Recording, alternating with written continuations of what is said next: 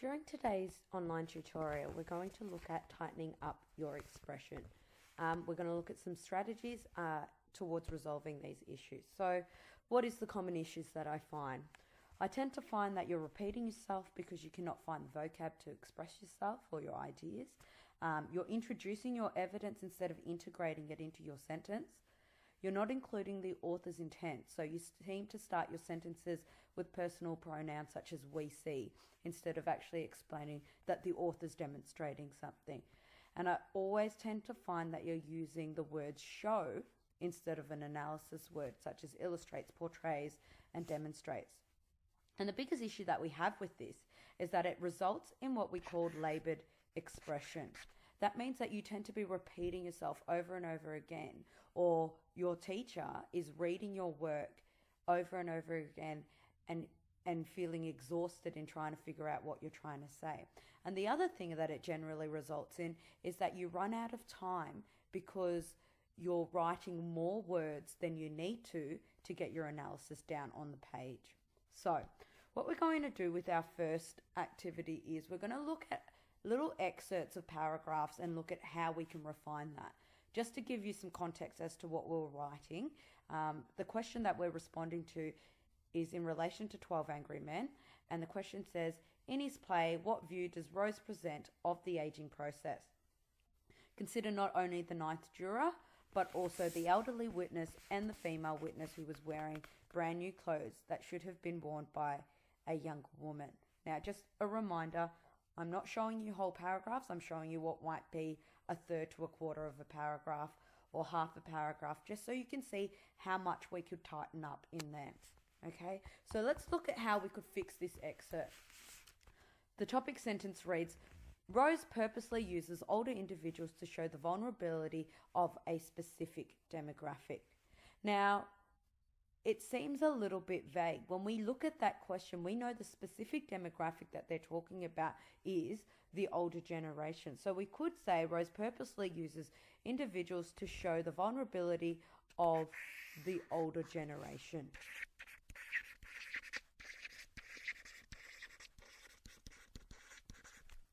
Throughout the play, Rose illustrates how older people are viewed by society and themselves. An example of this is when the ninth juror, it's not easy to stand alone in the ridicule of others. Clearly there's a lack of proofreading here, but what we can see is these two sentences could be merged into one sentence. And we've got an example here where it says, an example of this is when. So this is quite a long sentence starter, where really we need to integrate the evidence and we can get rid of that altogether. So let's have a look at how we can do that. Throughout the play, Rose illustrates how older people are viewed by society and themselves. This is evident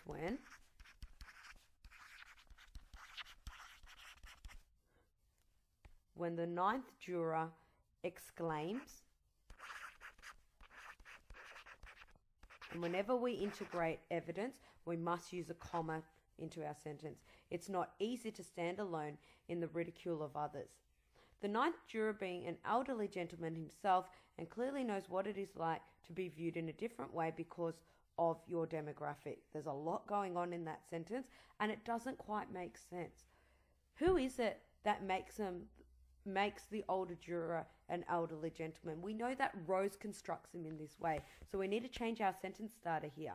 Instead of saying the ninth juror being an elderly gentleman, we could cross this out and say Rose uses the ninth juror as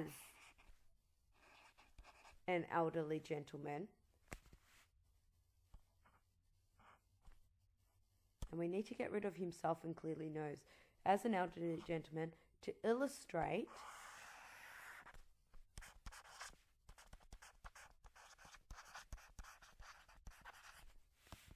what it is like to be viewed in a different way. In a different way is the same as saying differently. So you need to tighten up your word choice here. Get rid of 4 words and replace it with 1. Because of your demographic. Well, it's not because of your demographic. We know we were talking about age. So let's have a read of this sentence again now. Rose uses the ninth juror as an elderly gentleman to illustrate what it is like to be viewed differently because of, should say, his age. Okay, so the last sentence. It also shows how vulnerable the older generation are, and especially if they are speaking in court as a witness. Okay, we've got again, it also shows. My issue is with the word shows. That should be an analysis word. How vulnerable the older generation are, and especially if they are speaking in court as a witness. So I think we might need to work on this sentence again, and maybe because it's an elaboration there, can we include it in the first sentence, or how can we fix it? So Rose uses the ninth juror as an elderly gentleman to illustrate what it is like to be viewed differently because of his age. I think we can turn that into a comma, get rid of this, say further depicting how vulnerable the older generation are, needing the attention of the court.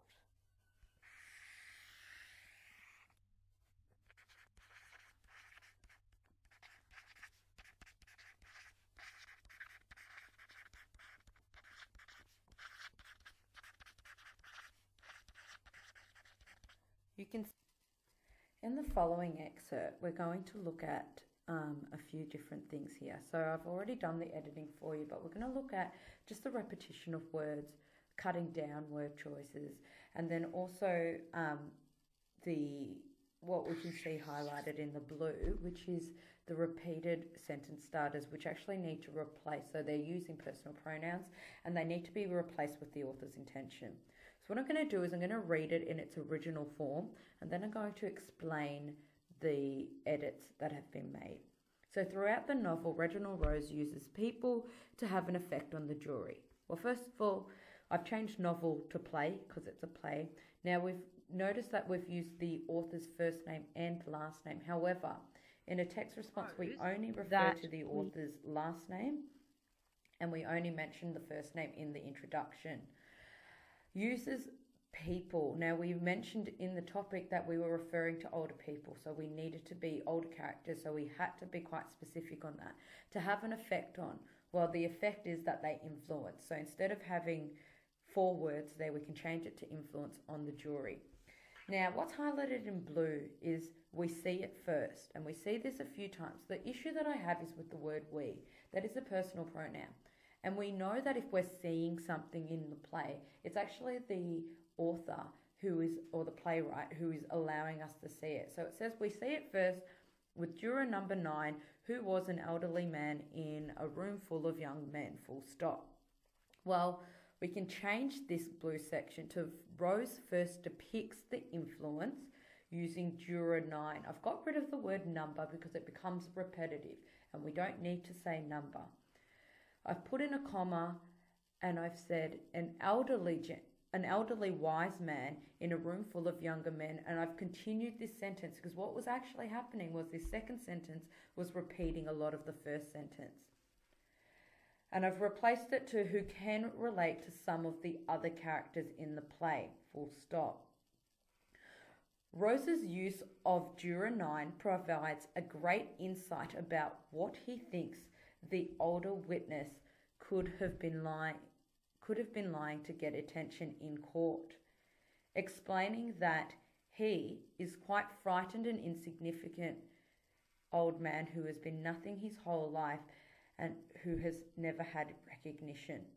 So the issue that we have is all these parts that I've crossed out, what we find is that it's either there's too many words in there or you're repeating yourself in sentence after sentence. So you're going back and you're saying some of the same things. So you're saying the old man, and then you're saying the old man, and he was a key witness. Well, we could just say the witness up there and cut that down. So just look back very carefully at the words and the parts that I've crossed out and look at how I've replaced it by shortening those sentences. The very last thing I'm going to give you is just some strategies on how to learn from others, or how to learn to fix your writing. So one key issue that we tend to be having is that we're lacking vocabulary. And what I want you to do here is I want you to read through this excerpt and find any words that you haven't used or that are brand new to you and highlight them in yellow. Those are words that you can start adding into your writing. Then I want you to highlight any sentence starters or any phrasing that leads into something, into a quote maybe, or at the start of the sentence in green, and see if you can start adopting those groups of words into your sentences. Look at the way that other people integrate evidence and annotate how you could do this in your own work. And then you can have a go at rewriting your piece with what you've learned. I hope this has been helpful.